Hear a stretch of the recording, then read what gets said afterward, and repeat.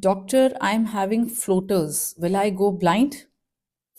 Not if you visit me right now. So floaters are a very very common problem that occur. किसी के साथ भी हो सकता है, किसी भी एज ग्रुप में हो जाता है. कई बार बच्चों को पता ही नहीं होता है कि वो क्या देख रहे हैं, आंख के आगे उनके आगे क्या उड़ते उड़ते चीजें हैं, और आप उनसे पूछें स्पेसिफिकली तो ही वो बताते हैं, because otherwise they don't understand and don't complain about it also. Floaters होते क्या हैं? फ्लोटर्स होते हैं आंख के आगे कुछ उड़ता हुआ सा आपको फील होगा, फ्लोट करता हुआ. It's not hampering any vision, आपको धुंधलापन नहीं क्रिएट कर रहा है वो, लेकिन आंख के आगे बार बार मच्छर की तरह आता रहता है. एक्चुअली वहां कुछ नहीं है, लेकिन सामने कुछ आ रहा है ऐसा लगता है. या तो वो डॉट डॉट से ग्रे कलर के हो सकते हैं, व्हाइट कलर के हो सकते हैं, या ब्लैक कलर के हो सकते हैं. सो फ्लोटर्स से होता क्या है, ये आ क्यों रहे हैं? इसके लिए हमें एक बारी डायलेट करके आंख को चेक करना पड़ता है कि कारण क्या है. क्योंकि जो ये फ्लोटर्स होते हैं ये जनरली आंख का जो पीछे का हिस्सा होता है, जो जेल होता है, आई है, आई के अंदर एक जेल भरा हुआ होता है रेटिना के आगे, रेटिना और लेंस के बीच में, जिसको हम विट्रस जेल कहते हैं. इस जेल में ही कुछ ना कुछ हुआ है जिसकी वजह से फ्लोटर्स आ रहे हैं.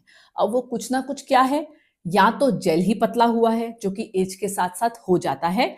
हाई मायोप्स जिनका नंबर ज्यादा होता है उनमें ज्यादा जल्दी यंग एज में भी हो जाता है, as early as the first decade, 10-12 साल की उम्र में भी वो चेंजेस आ सकते हैं, फ्लोटर्स दिख सकते हैं. सो ये जो चेंजेस होते हैं ये आंख में जब लाइट अंदर जाती है, because of those very thin fibrils, shadowing होती है, शैडो हमें उसकी आंख के सामने दिखती है. सो ये सबसे कॉमन कॉज होता है फ्लोटर्स का. साथ ही में बहुत बार जब रेटिना में पर्दा फटता है कहीं से, so people who have minus number, बहुत ज्यादा माइनस नंबर की आंखें होती हैं, वो आंखें साइज में बड़ी होती हैं. जब वो बड़ी होती हैं तो पर्दा थोड़ा सा पतला होता है. पतला होने की वजह से बहुत बारी पर्दा फट जाता है. जब वो फटता है तो भी कुछ पिगमेंट जो है इस पानी में फ्लोट करती है, जिसकी वजह से हमें फ्लोटर्स नजर आते हैं. So that is cause number 2. First was just vitreous degeneration and second is retinal tear. Again this is dangerous.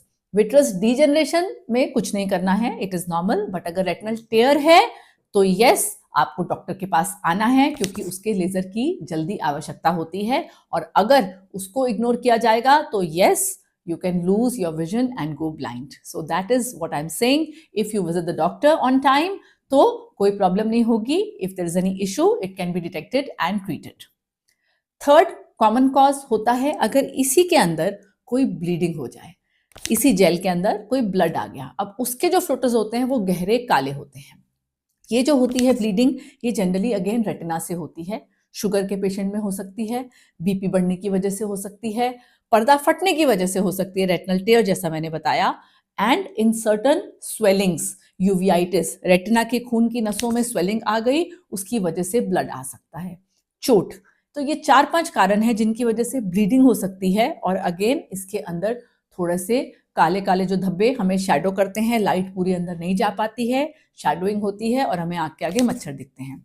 Again if this is happening and you are not coming to the doctor, इलाज नहीं हो रहा है, you can go blind. और एक और rare cause होता है, that is uveitis, posterior uveitis, जिसमें ब्लड नहीं आया लेकिन सूजन की वजह से बड़े बड़े सफेद गोले बन जाते हैं अगेन इस जेल के अंदर.